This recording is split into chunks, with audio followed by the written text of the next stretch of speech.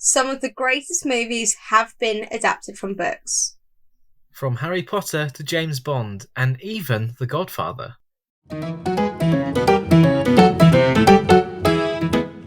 Hello, and welcome to the Daily Weekly Podcast. We'll be sharing our thoughts on a variety of movies and TV shows. And of course, we'll be discussing the latest entertainment news. I'm Rachel. And I'm Bradley. Right, so this time around, we're discussing the best books adapted into movies, because as you may have known, yes, there's not a lot of movie news out at the moment, so we thought, how can we take this into a different direction, but still stay, on topic, of course. Of course. And we thought, so many movies are based on books, so why not take a look at some of them that we think are the best adaptations? Absolutely. And as with the last podcast episode, Rachel did end up taking the lead on that one, but just because she's just so great. She went in there. Sleep over that. Well, she came in and took control, and now look at us. No, she rude. I mean, we're gonna try and split it more evenly, Of course, yeah. We all know that won't happen because I have an inability to stop talking, but we'll try our best. Yeah, and well, I think Rachel reads more than I do, so I do, and that's probably why I have so many words to say, because I spend most of my life reading silently. Yeah, and I just listen, so I can listen to someone read a book, but I won't read it myself. I was actually going to say something, and I was like, no, Rach, that is too embarrassing. Oh, God. Sod it, I'm going to say it. Sometimes, when I'm really bored, or I haven't worked, or something like that, I will read aloud to myself. Oh. I just love the sound of my own voice. And my ex-boyfriend was dyslexic, so I used to read to him, and obviously working with children, I read to them quite a lot. So yeah, I read lots and lots. So if you ever need a personal reader, I'm your gal. I'm your gal. Well, that's great, because I've got a lot of books lately. I've been buying books, but I haven't been reading them. So if you want to read it for me, then I can listen to that, and then it all works out. What have you been doing with your life? You've been alive longer than me, and you haven't. You don't. I don't understand what you do with your time. I don't know. That's the mystery. I don't know what I do with the time. Anyway. As always, moving swiftly on. Check out all the links in the description if you are watching on YouTube. Follow us on social media and all those other exciting things you might find in there. And if you are enjoying this, then be sure to like, comment, subscribe, and share with a friend. Yes, and with that out of the way, let's get into it. So, the best movies based on books. Part 1. Okay, so yes, there is multiple parts because I don't stop reading and I don't stop talking. It's an issue. So I only wanted to include books and films where I'd actually read the book and watched the film. So this isn't an exhaustive list. This is just my personal, what I've got round to reading and watching and that sort of thing. Mm-hmm. Have you read any of these? I've read some Harry Potter. That's about it. Which is a spoiler. Shall we start with Harry Potter? If you want to, because that's the only one I've read. That is soul destroying. I mean, you should have your British citizenship revoked. That's not okay. You've only read some of the Harry Potter series. Even some of the books that I've chose, I haven't actually read. So, but wow. But the internet tells me that it's good. Dedicated. So, I have spent basically 20 years preparing for this one episode in all the books I've ever read. This could be the episode I'm least prepared for. You had 20 years, Bradley, seriously. Oh dear. So yeah, I don't think we can talk about book adaptations without talking about Harry Potter. Yeah, definitely. Everyone knows Harry Potter, don't they? I think everyone, especially people our age. I think our age, a bit older, a bit younger, but I think we're the primary kind of generation that's grew up with the books and the films, and even to this day, especially, I'm sure you can go to any shop and you see Harry Potter anything. Yeah. It's crazy. Especially in the retailer you work in. Oh, yes. They do. It's just it's slightly influenced. You might notice some subtle hints here and there. Yeah, if Harry Potter wasn't a thing, that shop's stock would reduce by about half, I think. Exactly. You probably wouldn't have a job. No, and in one of the bigger stores, they have like a whole like floor dedicated to Harry Potter merchandise, which is crazy. That is insane. I might just go there, for a day. Well, I know where it is, but yeah I'll have to go there on holiday or something. Oh. But I didn't know the exact dates that the books were written. I know that the years that the books came out slightly overlapped with the films, but I didn't realise how much it really did. It was our childhood. I mean, the first book came out in 1997. I was born in 2001. You were born in 2000? Yeah, that's correct. Well done. Yeah, and the first film came out in 2001 as well. And yeah, it's just shaped our lives so much. And even my cousins, so my youngest cousin was born in 2010. But he still read, well, he puts you to shame, really. He's read all the books. Oh. He's watched all the films. When he had to get glasses, he was like, well, at least I'll be Harry Potter. I was like, yeah, you are going to look like Harry Potter. You're going to look so cute. Yeah. And it has, even though he's 10 years younger than me, it's influenced his life as much as it influenced mine. And I think that just shows how universal it is and how, things like that will live on forever, really. Yeah. And I've seen all the films, so that's okay. Okay, right? I'll forgive you. As for the books, how many have I read? I've read the first one, and I think maybe small bits of the others. And that was only in school, so I haven't, in my free time, read the book. Okay, so right, if I wasn't made to read it, I probably wouldn't have. But are you one of the? Are you what we call a reluctant reader? Yeah, I think so. Oh, Bradley, come on. You're an adult now. Yeah, but that's why we've invented podcasts and audiobooks. I can listen. That's true. That's where I come in. That's for me, That's true. Well, if you ever do want to read them, I do have the entire collection with the original covers, so... Oh, perfect. Oh, I know. Charity shops are the one. But do you have a favourite film? I mean, I would have said book, but do you have a favourite film out of the series? I tend to like the last few rather than the first few. Okay. Because they're quite a lot darker. They are, and I prefer that. I didn't like I understood it. I knew what they were going for with the whole kind of magical, everything's so cool in the early years, but I preferred the darker, like there's a lot more going on sort of thing. So yeah, I prefer, and especially the build up to the very final film, final two films. Yeah, and yeah, that I think that was how they made them into two parts. It was perfect. I thought it was a good idea to do that. Yeah, no, absolutely. I mean, I was gutted that I couldn't go to the cinema to see either of them. I think the reviews that have come out said it was quite dark and quite scary. So my parents were like, no. And I was only like 9 and 10 when they came out. Yeah. But having watched them now as a teenager and as an adult, it's just so good. Mm-hmm. Just so good. I think the first time I saw a Harry Potter film, I think I must have been 6 years old, and I was at the hospital because I just broke my arm, and in the waiting room Harry Potter was on TV. So really? Yeah, I think it was the Can you remember what film? I think it was the second one. Ah, okay. Because I don't remember a time without it ever.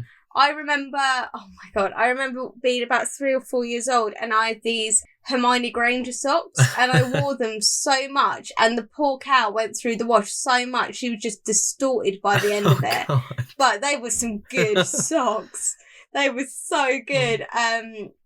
Yeah, and I remember it wasn't World Book Day, but I was still at nursery, and we had to dress up for something, and I wanted to be Hermione. We had the first one on VHS. We used to rent The second one on VHS from the local library.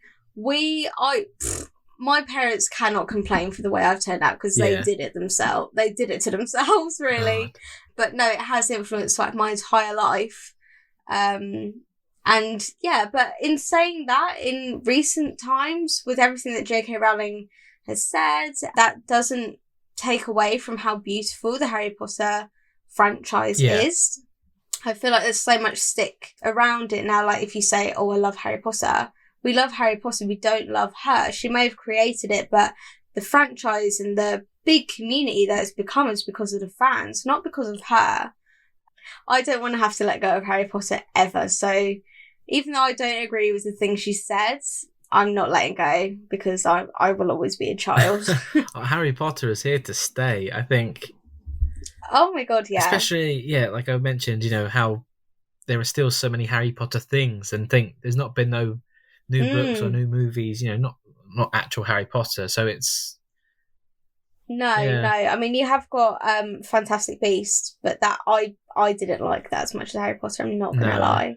I think I've seen parts of it, but it's not the same. I think they're trying to capitalize on Harry Potter and think, oh right, because it's still here, we can do this, but yeah, I mean, it wasn't what it could have. Well, it didn't even need to be a thing, did it? But no, so yeah, I'm not too bothered when that one like goes and dies in Hollywood heaven. But with Harry Potter, it will always be in my heart forever and ever. Yeah. Oh. Okay, so is that everything you think we got to say on? I think so. Otherwise, we could spend up the whole episode just talking about Harry Potter. Just talking about Harry Potter, and no one wants to hear that. So the first one on my list was actually the first one that I thought of as, before I even came up with the episode idea. This was something I wanted to talk about, and it is Trainspotting, which was written by Irvine Welsh and then later directed by Danny Boyle for the 1996 film.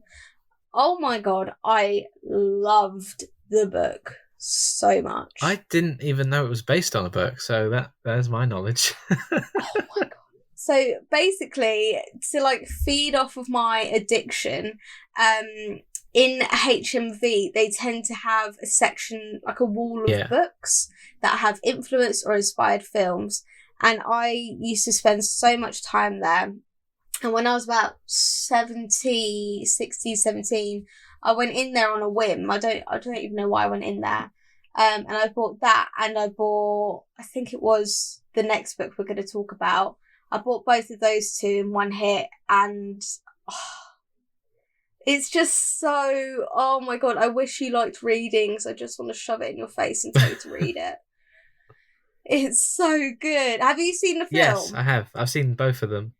Oh, okay. Oh, brilliant. Okay. I actually haven't seen the second one, so you've one-upped me there. The only time that's going to happen. There we go.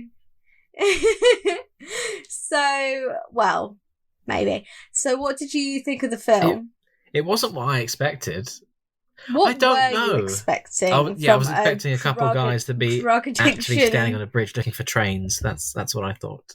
Wow, that was disappointing. The lack of trains annoyed me. I bet. But yeah, I mean, they're like, I don't know if cult classic is the right term for it, but it's definitely one of those films that everyone's like, you need to see this. You have to go watch Trainspotting. Yeah, I would go as far as saying it's a cult classic. It is just, I don't think it's necessarily a cult classic for the story itself, but I think the book is a cult classic because of the way it's written, and the imagery in it is just insane, and the way it's directed and the way it's portrayed by the actors in it make it a cult classic. It's so abstract and it's so weird, and I'm so glad I waited until I was about 17 until I watched it until I read the book, because you need to understand it's really weird, but it's so good. I mean, my parents, whenever I asked them what they thought about it, they always said, oh, we don't like it, but they're very they're linear people. They like a linear narrative. And I'm like, well, I don't. So let's whack some heroin in there and see what happens. But I just, Do you, like, if you want to watch a film and you know it's based on a book, do you buy the book first or do you watch the film first? It depends. If I'm absolutely desperate to watch the film, I'll watch the film first and then read the book after. But with Trainspotting, I think I read the book second. I think I did. But then there are other ones like, I haven't mentioned it on this list, but 1984 by George Orwell. I read the book first and then I watched the film and I was so disappointed by the film. I think they want to do a remake or a modern version of 1984 because it's a great story and it deserves justice, I feel. I was just really let down, and I get why they did what they did with the film, and I get that it was made in 1984, so it's like, oh, we made 1984 in 1984. Like, I get that, but at the same time, 1984 was crap for technology and effects and everything. It could never have ever lived up to the standards that George Orwell had created for it. I think a remake could do it so much more justice, really. Definitely. Yeah, I was very disappointed. I haven't read the book, but I think, again, in school, I have read some of it. So, and it did intrigue me, and I did want to know more, but I didn't get round to it. Well, I thought it was going to be a really heavy read because I'd already read Animal Farm by George Orwell, which I also hate the film of, but, you know. But I thought it was going to be really heavy political-wise because Animal Farm is a very short story, but it's very, very politically heavy. I got on with it fine, but I thought 1984 was going to be quite similar in that respect. And it actually wasn't. I found it really easy to read. I think it was written in like maybe the 50s. And I thought it was going to be like really hard to like language and, you know, the way it's written would be quite hard to get my head around. But it was really easy to read and I really did enjoy it. Yeah, anyone who wants to get into like old books, I would start with 1984. But anyway, we were talking about Trainspotting. 1984 wasn't even on the list, but here we go, it's here now. No, but the only reason it's not on the list is because I didn't like the film, but then I didn't want to put it into like a worst category because I don't think it's that bad. It doesn't deserve that, but I just didn't know what to do with it, so I sort of just left it.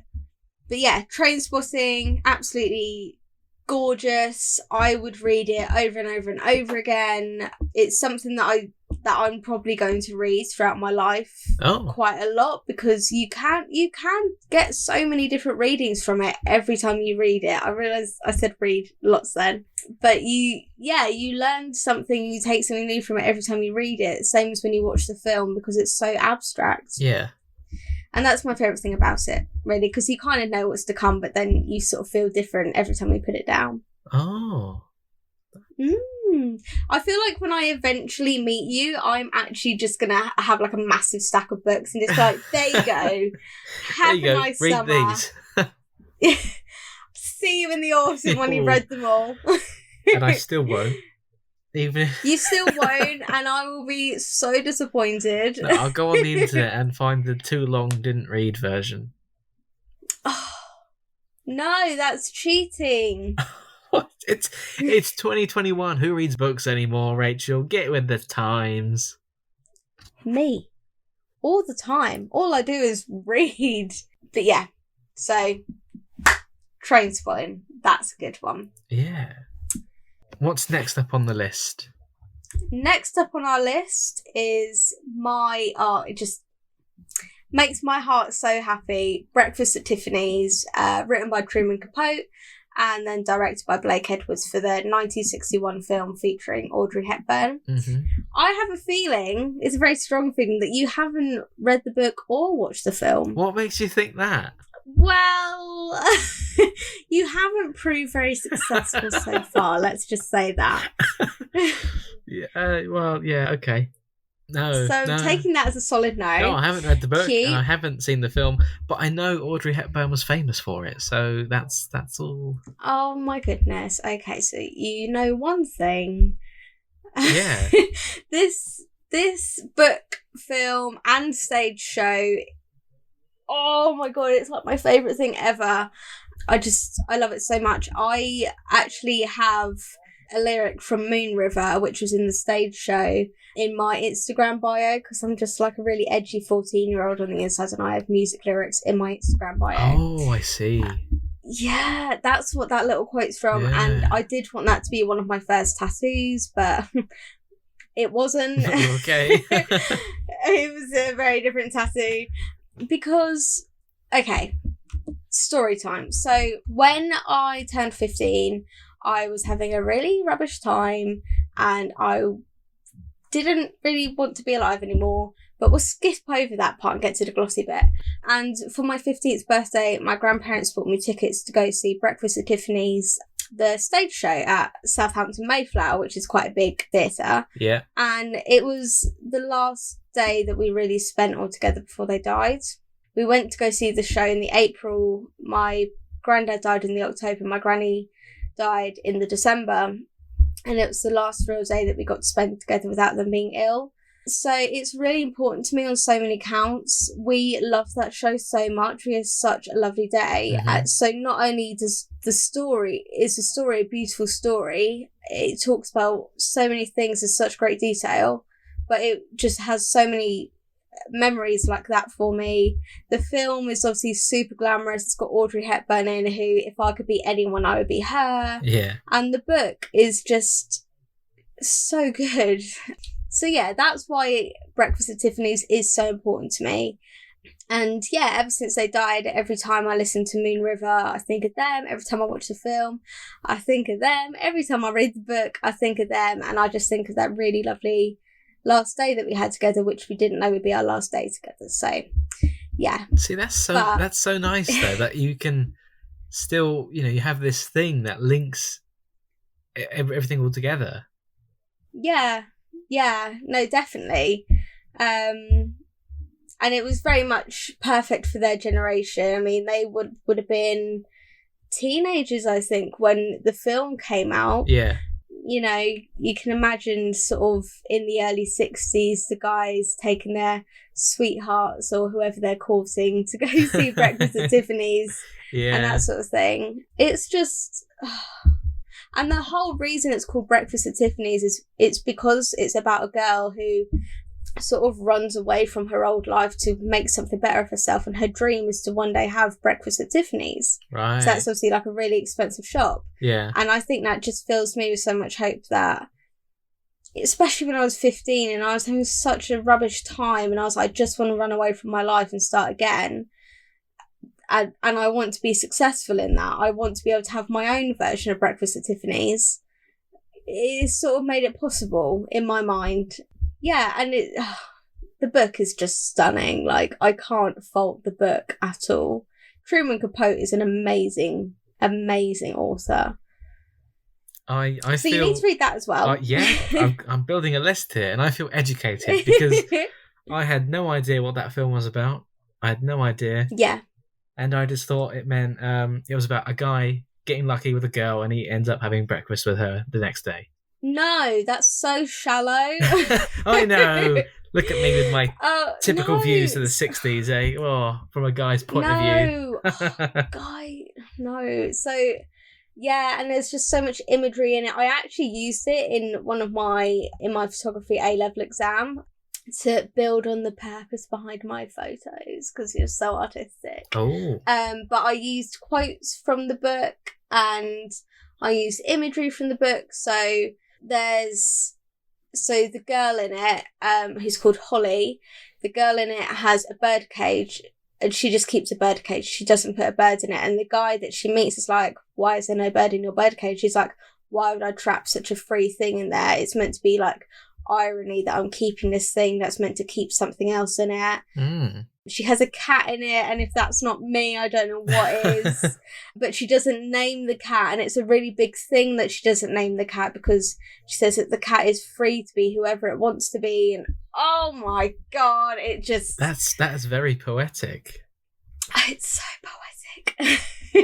And what's really interesting to think about is that it's not written from her perspective, it's written from the guy's perspective, the guy that meets her and sort of thinks that she's a bit of like a hurricane of a person, but it's written by a man about a woman. Yeah. And the way it's done, it sounds like it could have been written by a woman, and that, you know, defies all gender norms, really. Oh. Do you think... I think you need to watch the film. Yeah, I feel like I need to.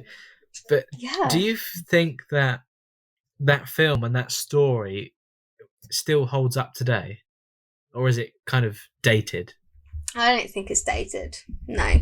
I think women are still fighting to be what she wants to be. I feel like women are still hiding from certain things in their past, and they want to escape and make something of themselves. And I think the main part about it is that Holly got to where she was without needing a man. Yeah. And even though it's not like a feminist piece as such, it's very much... She got to where she was all on her own, but at the same time, she can sleep with whoever she wants. She can date whoever she wants. She can do whatever. And I don't know, maybe I love it because it's so glamorized and so beautiful, but I feel like it is just so inspirational. And when I eventually have children, I would love to show my daughters this and be like, look, you can do this too. Yeah, you've just got to watch it. It's so good. I feel like I need to watch it. Yeah, and now it's reignited me wanting to get that tattoo. So there we go. That's good, because I needed, to spend more money on tattoos. It's all perfect, really. It's just beautiful. Following on from what else I will show my daughters when they're old enough, the Bridget Jones series by Helen Fielding. See, I've read these ones. No, you haven't. I have. Are you joking? Rachel, when I joke about reading Bridget Jones... I've actually lent my Bridget Jones books to another friend, so you're going to have to wait a little bit until I can lend you them. No, of course I haven't read these. Have you even watched the films? I've seen bits of the films, yeah. I have. Not much, but I've seen, like... It is a very girly thing, to be fair. Yeah, I'm not going to be like, Jesus, Bradley, you call yourself a podcaster about films and you haven't even seen Bridget Jones. Bridget Jones. But... That's the pinnacle of films. You should have seen that. It's just hands down MCU. I don't even know her. Bridget Jones, that's where it's at. Again, similar to Breakfast at Tiffany's, I used Bridget Jones for my media GCSE. We were all asked to analyse the opening scene of a film. Everyone else chose things like Batman or the latest Marvel film, or I don't know, something really like cute and artistic. And I went, I'm going to do Bridget Jones. Yeah, I wouldn't have done that. So I was 15 years old and I was like, guys, I just fucking love it. So I watched the film. I sort of grew up with the films again. They sort of came out at a time that was when we were growing up, and my parents thought it was absolutely fine for me to watch Bridget Jones as a child, so I did. And Bridget Jones' Baby came out in the cinema. Can't remember what year that came out, actually. It must have been 2014? Maybe? Asking you because you're the expert. I feel like it was later than that. It might have been. I remember being like a teenager. Yeah. And it coming out and going to cinema with my mum to see it. Yeah, and it just felt like a really... It came out in 2016. That's when I thought it came out. Came out in 2016. Okay, so yeah, I was like 15 when it came out. But Bridget Jones is just, she's the opposite of feminist, but she's so damn good. She is like the modern day Breakfast at Tiffany's. She doesn't need a man, But then she cries when he leaves her, and she wears her big pants, and she drinks a lot of wine, and she sings all by herself, and she just has such a good time. But I love that I grew up with that as like a role model. Yeah. And my mum definitely did that as an active, like, she must learn to be ugly and it's okay. Yeah, and I'm just so glad that I grew up with that instead of the current generation who are growing up with, like, the Kardashians and stuff. Because, I mean, I think that's definitely why I'm quite happy in myself. You know, Bridget Jones was sort of known for being a bit chubby and, you know, not quite right and, you know, always making embarrassing mistakes and that sort of thing. That's definitely me, and I definitely don't feel awful about it because I have Bridget to show me the way. Yeah, I think I love the books. The books are so funny. I think they are one of the only books that I've actually laughed out loud while reading. Yeah. And I can't remember if she does it in the second book, but in the first book it like has the date of each day, and then it's like calories eaten, cigarette smokes, units of wine drank, and it's just like, that is my future and she is bright. Yeah, it's, and obviously Colin Firth and Hugh Grant. Yeah. Oh my god, brilliant casting. There's not much more I can say on Bridget Jones other than she's an absolute icon and I never want her to die. She'll live on forever as the pages of a book. She will live on forever. Yeah. I mean, there's a part in it where she goes to Thailand on like a really random holiday and accidentally takes magic mushrooms. And I was meant to go to Thailand in the summer, and as soon as we booked it, I was like, what if we accidentally take magic mushrooms and like go in the sea? I was just so, oh dear. Live your life like Bridget Jones. Live my life like Bridget Jones, absolutely. And again, you know, when I have daughters, I will be sitting them down at the age of 13 and be like, look, you're going to make mistakes, but watch Bridget Jones. It's not going to be that bad. Yeah. And she still has, like, good sex in it, so it's not too bad. It's not awful. So is Bridget Jones something you think you're going to be watching anytime soon? Yeah, I'm going to get in touch with my feminine side and watch Bridget Jones. You should. Put, like, face mask on. Yeah. You know, re-bleach your hair. Yeah, I have a proper pamper night. Don't worry. I think Bridget Jones is actually on Netflix at the moment. At the time of recording, I think it is. Oh, it's a sign. Yeah. Oh, boy. It's a sign. Get it on your watch list. Yeah. Can't wait. You won't regret it. I'm sure I won't. But yeah, it just taught me that I can be a loud, non-feminine female, and I can swear, and I can well, I don't drink anymore, and I could go out and drink, and I could go out and make an absolute tit of myself and still wake up the next morning, put my makeup on, and go out to work. Exactly. And that's exactly what I've done for the last 20 years. Well, it's working, isn't it? So why change? Exactly. I mean, the minimum wage life is loving me. Oh, yeah. Oh, I bet. Yeah, so if that's everything we've got to say on Bridget. From Bridget, we go to Alice. Alice, this is very feminine. I'm sorry. Yeah. So Alice in Wonderland was written by Lewis Carroll, who bit naff in 1865, and it has stood the test of time. The latest, or the newest, should I say, adaptation of it was by Tim Burton in 2010, and that is my preferred adaptation of choice. Yeah. So, please tell me you've at least watched the film. I have seen the film. Of course I've seen the film. I've seen both of them, actually. Oh, brilliant. Yeah. I haven't read the book. Oh, wow. You haven't read the book? No. Okay, well, I can't expect too much. I might have read a little bit of it. Because once upon a time in school, I auditioned for a school play, and the school play happened to be Alice in Wonderland. No, it wasn't. It was. I would have died if that was my school play. I would have been like, sign me up, hun. Yeah. But it wasn't for me. What role did you go for? Well, I wasn't very good at acting back in the day, you see. I wasn't because you're definitely so much better now. I'm past my prime, but I wasn't at the prime then. You know, I was like that was the beginning. Then it peaked, and then now it's downhill because I'm out of practice. You see, actor out of work. Oh, you're out of practice.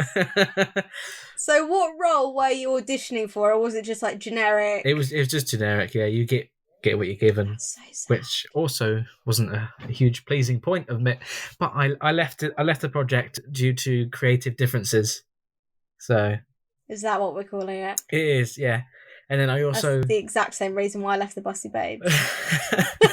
It's all creative differences, you know. It's a hard dynamic, but sometimes it doesn't work.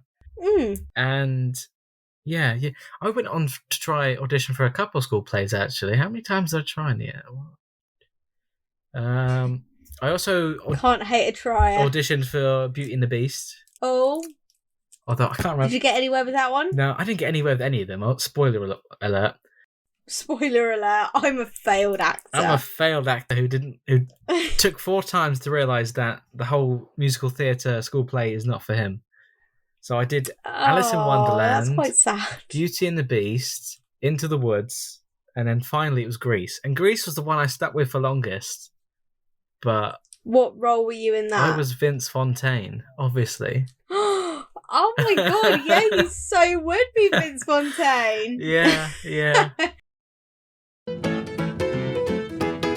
Having all the girls following you're a TV presenter. That sounds like your future. Yeah, it was perfect. And that was the one that I really enjoyed, although I had to drop it. That one I dropped out, not because I had to, because of something else, but that one, otherwise I could have gone on to be successful. The guy who replaced me was awful and basically ruined the show for the 3 nights it was on, and everyone said, "Oh, Brad, if only you were."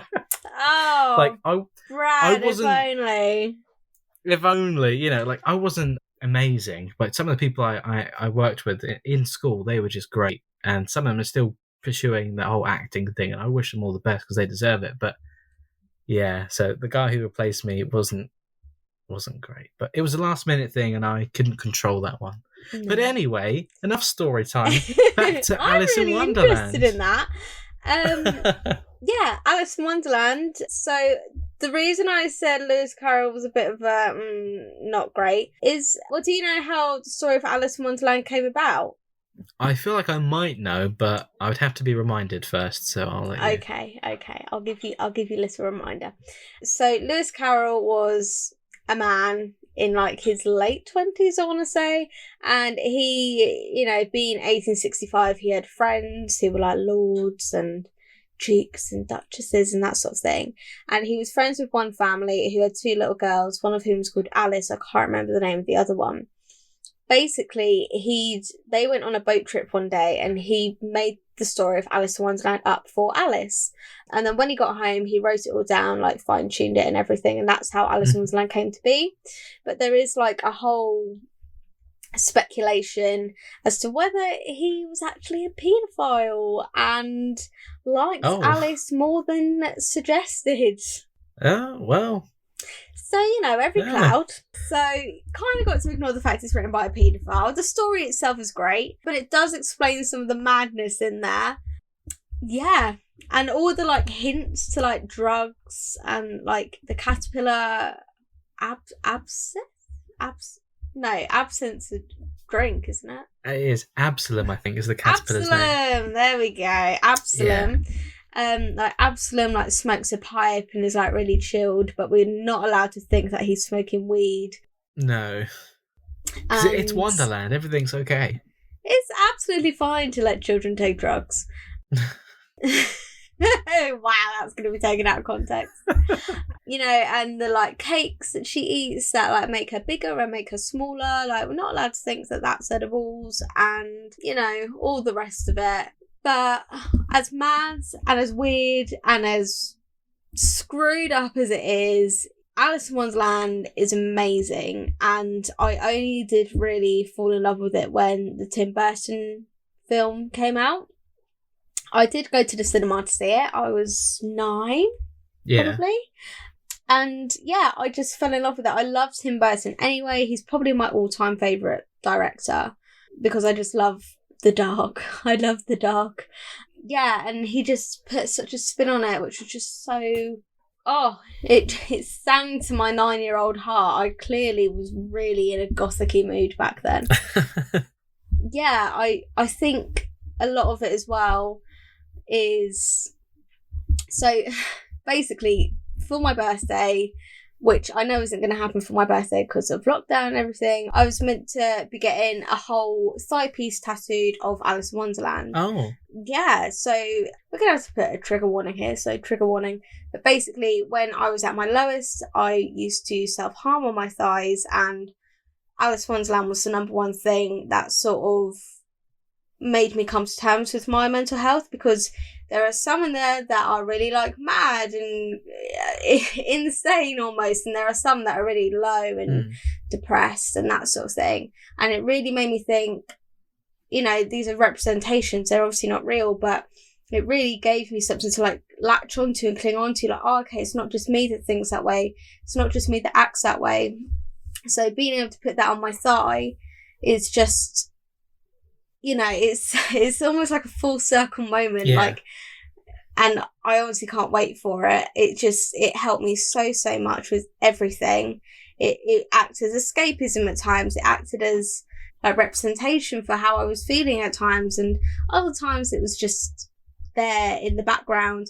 I've read the books. I have like all the paraphernalia you could ever have. I just love it, and I will never not love it, and I will always be grateful to it, despite it being written by Lewis Carroll. And yeah, I'm just so excited for my tattoo, really. You sound it. It sounds... yeah, it's such a cool idea. This has got really deep. It has got a bit deep, but it's such a cool idea. And I was just thinking that, like, how there's me who hasn't read a lot of books and who, you know, just would disregard the idea of reading a book and all that. But then there's you who has read a lot of these books, and then how pretty much all of them that you've read listed so far, they all have like a connection and a meaning to you. It's not just, oh, I read it and I liked it. It's on a personal level, how they all kind of represent something different, or, you know, it. But just that is the beauty of it. That's the beauty of reading. It is. And what's amazing about reading a book or watching a film or even listening to a song is that everybody could take something so different from it. Yeah. I mean, you found Trainspotting really confusing. I found it really funny in how abstract it was. And some of it at times I did relate to. I mean, obviously I've never taken heroin, but there were times in my own addictions that I felt like that. And yeah, I feel like I'm not coming across very well in this episode. What do you mean? I don't know, like, I'm an ex-addict and I'm like really depressed and I'm getting a tattoo for it, and like, you know, everyone's dead. Like, I don't know, I feel like I'm coming across like a bit of a knob, but it's okay. No, not at all. Are you sure you're not too depressed, especially with your conversation with a certain someone earlier? I'm totally okay. Oh, okay, good. I'm a listener, you know, that I can hear what anyone has to say, and I'll be like, okay. Cool. Good stuff. Yeah, so what do you think of Alice in Wonderland? If you have any thoughts or feelings or anything like that. Again, I don't think I've really connected. I don't know. I think there are films that You're soulless. I don't think I've connected to anything like this on the same levels that you have, but there are certain films that just, you know, oh, that reminds me of something, or I grew up watching this all the time. But to me, when I watch Alice in Wonderland, it seems like a bit of fun, you know, like the films do have that kind of darker aspect to it, but it is fun, you know. Yeah. So that's how I see try to be. Maybe it has influenced like how I am now as well. You know, I've gone from being like Absalom and being like quite depressing to now being like the Mad Hatter in a way and just being like, I don't know, crazy, yeah. Crazy. I try to be happy anyway. I mean, I spent way too long not being happy, so anyway. So we are now at our intermission. Yes, it is. And would you like to have a crack at the intermission? I'll have a good crack, shall I? Go on. So if you are enjoying what you're listening to at this very moment, don't forget to like, comment, subscribe, and share with a friend. Introduce them to this weird little world we've created for ourselves. Also, don't forget to check out our second channel, which is called The Daily Weekly 2. How creative are we when it comes to names? How imaginative. Those names, eh? The Daily Weekly, followed by number 2.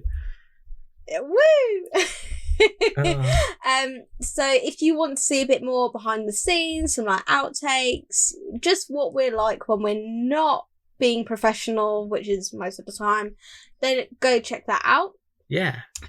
You can also check out all our social medias in the description. Where's the description? Oh, the description. Okay, I know what we're talking about now. I was like, where's the description? Oh, okay, it's going on YouTube. Oh my god, okay. So all the links to all our social media handles, because there's quite a lot of them, are in the description. Go stalk us, go check us out, go see what our faces actually look like. And also, share a bit more. Use the hashtag Daily Weekly Podcast so that we can see everything you guys are chatting about, everything you guys are sharing, and all that jazz. Yeah, we'd love to be involved in what you're doing, so do the hashtags, We don't have much else to do. No, we don't. But if you are looking to start your own YouTube channel or podcast, because I've had a few people ask me, also check out the links in the description to see some of the gear that we use. You know, I'm no expert, but I'm happy to help. So check them out and see what you can come up with. Maybe you'll do something better than us. Maybe. Well, please don't, because that will just make us cry. Do that. Yeah, so got a couple more honourable mentions. Yes, so when I was looking at the notes, define what you mean as an honourable mention. So honourable mentions for me are like ones that like I think are worth mentioning, but they're not like my absolute favourites. Yeah, if you see what I mean. Do you agree with that? No, yeah, I agree. That's what I thought it would be. Yeah, I just wanted to be sure. just be sure, because you never know what's going to come out my mouth. No. So my first honourable mention, I couldn't do this without talking about Perks of Being a Wallflower. This was written and directed by Steven Chbosky, and it was originally written in 1999, released as a film in 2012. This was, I think, one of the first coming-of-age films that I really watched and fell in love with. I feel like I've definitely outgrown it now, and I have outgrown the book, but I have read it multiple times, and I do enjoy it. But it's not like my ride or die, and that's why it's an honourable mention. I've never heard of this. You've never heard of Perks Being a Wallflower? No, I have not. Never? No. I'm shocked. Yeah. No one really makes me speechless but you.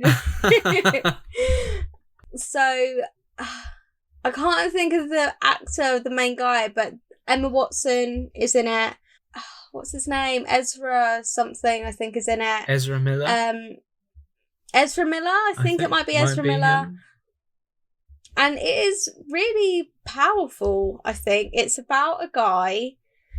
I don't think he is named, or if he is, I can't remember it. But it's about a guy who has some sort of like psychological issues, and they're all about 17, 18. And you sort of begin to unpick his past, why he acts the way he does. It's sort of reference that it might be something like autism or Asperger's or something like that, but it's never fully confirmed, so it's a bit of a mystery, and it depends how you respond to it, really. And it's sort of, I think he moves town or starts a new school, and it's how he copes with that. Yeah. Meeting this girl that Emma Watson plays, who he obviously falls head over heels in love with. Oh, yeah. but he can't have her because she's dating someone else, and it's sort of how his brain responds to it. And yeah, as somebody with an autistic brother, I think it's quite interesting seeing what my future could hold. My brother's 13, so hopefully we're a few years off bringing girls home, but you never know in this day and age, do you? So yeah, I mean, actually this week at school he told a girl that he likes her, which is just the cutest thing, and even the teacher went, "Oh." Yeah. But it is really interesting looking at things like teenage relationships through autistic eyes, because he the way he sees it is just like, well, I fancy her, so why don't I just tell her? And it's like, but you need to be subtle. Like, you can't just, because he wouldn't just say, oh, I fancy you. He would go up to a girl who he's known for like a week and be like, I love you. And it kind of kills the vibe. But he doesn't quite get that. So yeah, reading that book has really helped prepare me for his, like, the next 5 years of his hormonal life. Yeah. So again, you need to read it. I think the film's on Netflix. Oh, I just can't. I've never heard of it, so I was a bit surprised to see that on the list. No, honestly, disappointing. Please tell me you've heard of this last one. It sounds a little familiar. Does it sound a little tiny bit familiar? Yeah. I bet you didn't know it was a book, though. Oh, I did. Of course I did. Oh, okay, yeah. Okay. What'd you take me for? You down there. So yeah, our last film adaptation, honourable mention, whatever we're calling this little segment, is The Wizard of Oz, which was written by L. Frank Baum. How would you say that? I'm not sure. Baum? I don't know. Baum? I don't know. It was actually written in 1900, and then obviously it was made into the classic 1939 film starring Judy Garland. I read The Wizard of Oz when I was really little. I read it when I was about 8. Wow. Yeah. Well, I was reading like Little Women when I was like 9. Like, I was. Okay, that doesn't surprise me. That does not surprise anyone.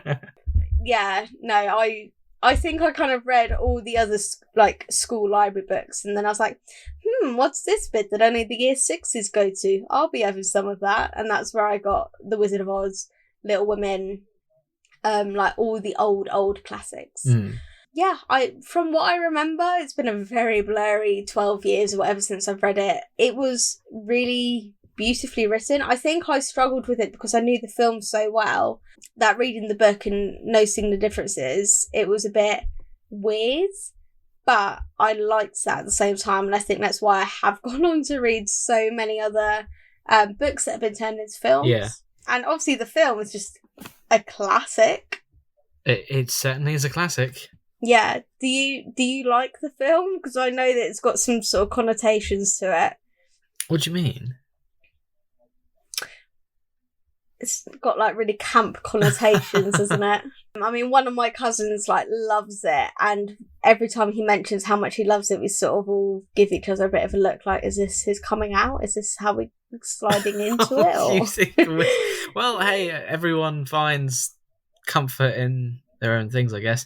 Some of them are ruby red slippers. Yeah. Yeah.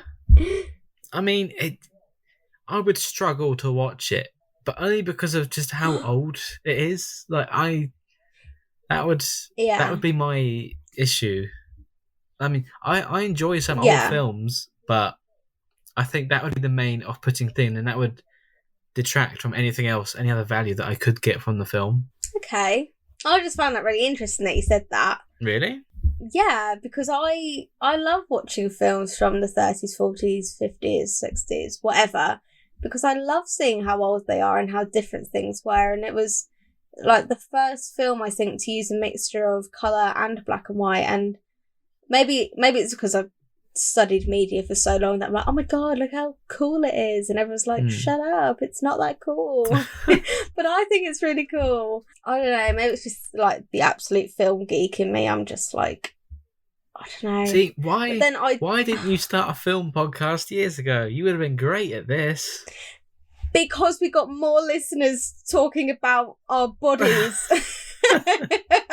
It was more interesting talking about things that girls do. Well, I guess this is the wrong podcast for those people. Yeah. But this, yeah, I mean, I don't know why I don't talk about my love for films more. I think it's because I do think it's quite geeky and stuff. But as you can see, I can talk about it for ages. Yeah, I didn't think you would be so into films, so I'm surprised. No, we're like, well, not so much my mum, but me, my dad and my brother are huge movie buffs. I mean, my dad had me watching all the Star Wars films at the age of 3, like all the Harry Potter films we watched. You know, I think I was about 4. My dad took me to see that original Fantastic Four film. Wow. And when my dad's a taxi driver now, so he's a lot more flexible with work, but before he was a taxi driver, he worked full-time in an office, and once a month he would take me to the cinema just for like some daddy-daughter time. And that is some of my like favourite memories from my childhood, just spending that time with my dad. And I can see now that he's sort of manipulating me into being like a film buff like him, but you know, that is just where my love of film has come from. And I guess in return for that, I'm showing my dad my love of theatre. I've taken him to the theatre quite a lot and that sort of thing. Yeah. So yeah, that's how I got into films. Oh, what did you think? I just read every day? God, no, I read and then I watch the film that goes with it. Don't be so silly. Yeah, I mean, it all makes sense now. I don't know why I ever thought differently. Is your sort of how you got into film quite similar? Like, did your family sort of get you into it? Yeah, I think even now, you know, my parents will watch probably a new film every day. You know, they just, but they don't, like, they watch a lot of films, but from a casual perspective. Yeah. So there's nothing, like, they're not diehard fans of anything in particular. If there's, you know, they'll be looking through, say, Netflix, for example. Oh, if this sounds good, they'll watch that. And yeah. But yeah, I think I used to go to the cinema a lot with my dad. And it was, although I can't remember. I didn't start going to the cinema until I was about 10, to be honest. Yeah, I mean, I don't ever remember going to the cinema before that. Because I remember it was like this new exciting. I wasn't new, but it was new to me to go to the cinema. So I thought, oh, that's so cool. I have to watch at home. And back in the day, when you have to wait like 6 months for the DVD to come out, whereas now you don't. But like, you know, going to rent a movie, it's so different. So I think it was a real treat to go to the cinema. And I can't remember what the first film I saw. It might have been Toy Story 3, or it might have been Up, or could have been a Christmas Carol. I can't remember. It was around 2009, 2010. But I went a lot. And then even through my teens, like, I would go nearly once a month. Yeah. And, you know, I went with Jake a lot. We just, so cinema is kind of my thing. But, you know, since the world has changed, that's no more. And that's my saddest thing. I think that's the number one, not the number one. Obviously, I miss like my friends and my family, but I really miss going to the cinema so much. And on one of our dog walk routes, we go past our local cinema, and my mum always says, "Oh, do you think this is going to be the end of cinema?" And I'm like, "Well, I bloody hope not, because I'll be going back even if no one else does." Yeah, it's just that atmosphere, isn't it? It is. I think there's something different. There's something special about going to the cinema. And, you know, some of my friends will know that, you know, over the years, I've almost made it into like a big deal. Like, right, we're going to go to the cinema. We're going to go for dinner. And, yeah, it was just a nice thing. But especially, I don't know if it was in every cinema in the UK, but in one of our local cinemas, a couple of years ago, they started doing £5 tickets. instead of like £8-9 or whatever. And it was so much cheaper, and it was so much better for us who weren't working or working part-time or whatever. And it meant that I could go to the cinema so much with my friends and with my then boyfriend and that sort of thing. And yeah, like you say, it's become sort of a thing that I would do like monthly. There are certain films, because the tickets have become cheaper, where I could go see them like multiple times. Yeah. Like with no regrets whatsoever. But yeah, now that I think about it, 4 is quite young to take a child to the cinema. Maybe it's because my parents knew that I would just quite happily sit there. But I do remember the first time we took my middle brother to the cinema. He was about 5. We went to go see Ratatouille. And oh my God, he annoyed me so much. He was up and down, up and down, up and down. I was like, just sit still. And I was like sitting there, loving life, watching the film. Yeah. You know, it's very rare that the 4 of us would go out together, you know, even when my parents were together. So yeah, that's that really. I really don't know. We've kind of gone off on a tangent about cinemas here, but yeah, I have. But it does link in it does, well. It does. I mean, imagine what people in 1939 would have been thinking the first time they sat down in a cinema and watched The Wizard of Oz, and it suddenly went into colour. Like, that must have definitely been amazing, insane. Like, obviously, it's not insane to us now, but yeah, I can only imagine. And just going back to how old we were, we went to the cinema. I think I don't mind that I didn't go when I was younger, because I don't know, I could have been annoying, you know. I've gone to the cinema now. I could have been annoying. There are some kids who just, I mean, I guess it's exciting, and it's hard for them to stay still and quiet in a dark room for like 2 hours.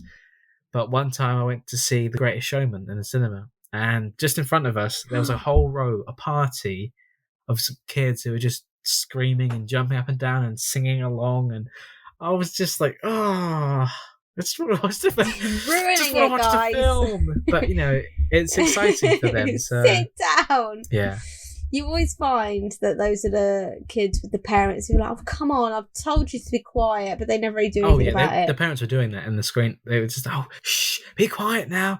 And that was it. I'm like, but yeah, that's not how you get children to behave. I understand it's an exciting experience for a kid, but I'm not going to. If cinemas are still a thing, which I don't know if they will be, I won't be taking my kids to the cinema when they're young, because I just don't want to. I don't want to be that person who. I don't want to annoy anyone else. Like, I know it would annoy me, so I don't want to annoy anyone else. But yeah. That's true. That's true. Okay, I'll hand you that. But I was just an exceptionally well-behaved child. Yeah, there are some children out there who I'm sure are lovely and quiet during the cinema, but you know, not all of them. No. So that has rounded up our list of best movies based on books. It has indeed. So, do you want to take us over to the not yet titled news? I will. And just before we get to the not yet titled news, it's a cracking story this week. I can't wait to share it with you. But if you're wondering what we've been watching apart from these movies based on books, then check out our Instagram, where we will be uploading what we've been watching. So go check that out. You actually shared your very first one today, which I was quite impressed that you remembered to do. I did. Lie. I was thinking Rachel's going to think I'm going to forget and not do it, but... Oh my goodness, you know me so well. I did it anyway, and I didn't tell you that I did it, so I was like, when she sees it, she'll be surprised. Oh, look at you, running your own Instagram. Yeah, so every Sunday we're going to be sharing what we've been watching. So it could be a film, it could be a series, just whatever we've been watching that week. So yeah, that's all it is. Yeah, that's all it is. But hey, you might want to know what we're doing, so you can think, I haven't watched that in a while. I'll give it a watch. Or that sounds interesting. I'll check it out. Yes. And yours was very captivating today, might I say. I know. It was top of the range. And relevant too, actually. So, you know. Very relevant. But anyway, on to the not yet titled news. Woman brutally trolled for spaghetti bolognese that looks like Shrek's dinner. Have you... So first of all, what would Shrek's dinner look like? He made dinner in a couple of the movies. I think it was like some frogs maybe, and I don't know, a dead fish and some mud. Very nice. All the horrible. That's what I fancy. Eyeballs, that sort of thing. All horrible.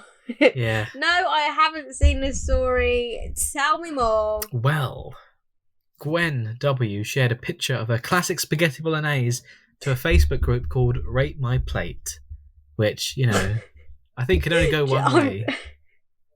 I just... When you said Gwen W, I really thought you meant like she spelt her name Gwen with a W, like GW. That's Gwen with a W. My brain was like, obviously. I was like, what was that? And then I was like, oh, like her okay. How else can you spell Gwen? Gen. With a U. Gwen. Yeah, probably. Gwen. Yeah.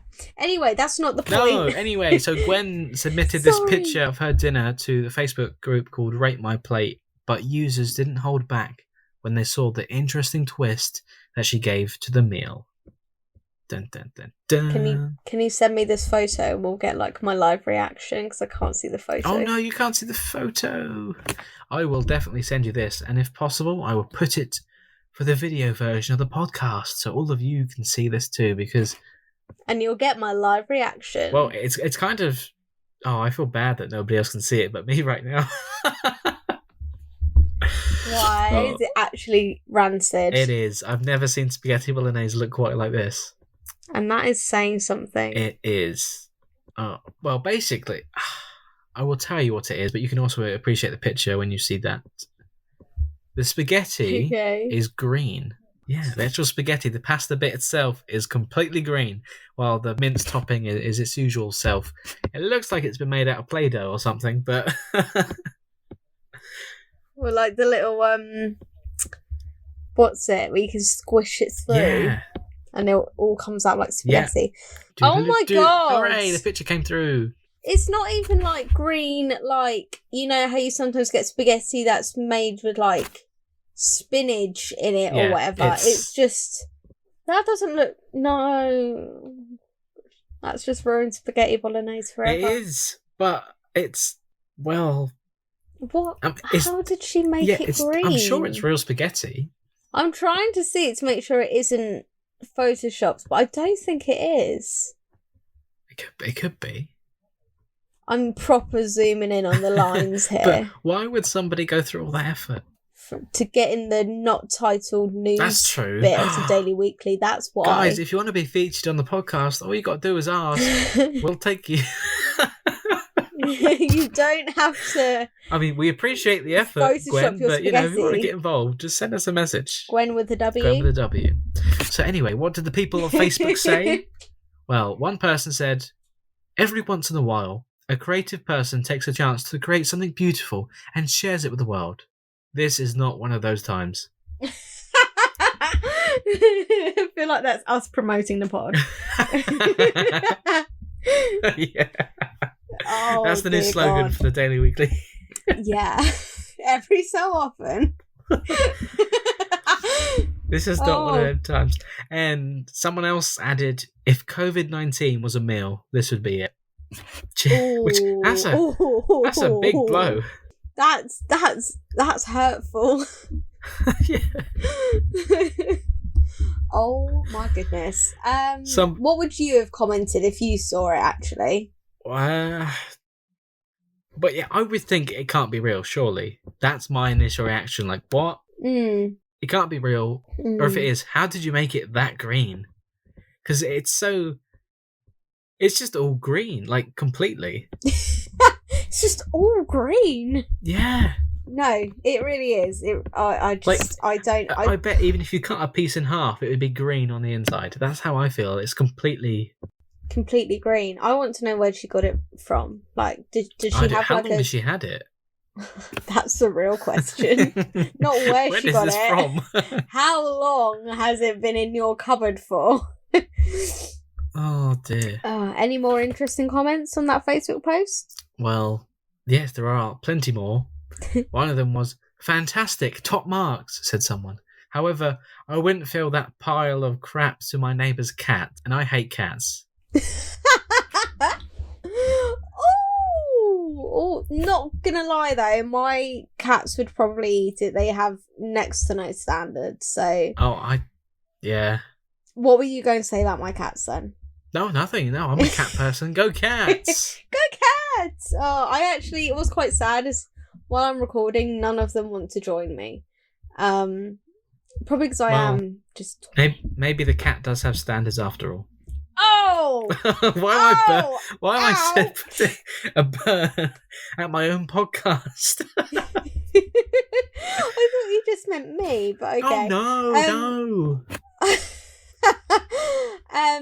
Well, on that note... On that note, it's time to end this week's episode of the Daily Weekly Podcast. It is indeed. I know you're all heartbroken. I know. But we'll be back next time with more. We will. Thank you so much for listening. If you got to the end, well done. Yeah, if you're still here to appreciate the thank you, then you get an extra big thank you, because the others won't know because they're not here. That made absolutely no sense. If you're still here to listen to the thank you, here's an extra big thank you. Like, everyone who's made it to the thank you would have heard the original thank you. I know. Then they could all... But the people who aren't here aren't going to hear the original or the extra big thank you. Oh, God. I feel like we've actually lost it. It's been a long day. It's Sunday. No, it hasn't. It has. I've had a long day. I bet everyone listening's had a long day too. They're thinking, when is it going to end? What, the podcast or the day? Both. Don't forget to use that hashtag so that we can stalk you and look at all the stuff that you post about us. Hashtag Daily Weekly Podcast. And check out the playlist for more, because we've got a fair few episodes under our belt now. We're getting there eventually, slowly but surely. We're getting there. A certain new co-host has been giving the others a bit of a kick up the arse, and it's working. You can't rush quality. That's the other motto we have here at the Daily Weekly, which is why it's... You can't rush men. That should be the logo. The slogan. Dear, oh dear. God. And check out that second channel for more exclusive content. Exactly. And don't forget to like, comment, subscribe, and share. Until then, TTFN. Ta-ta for now.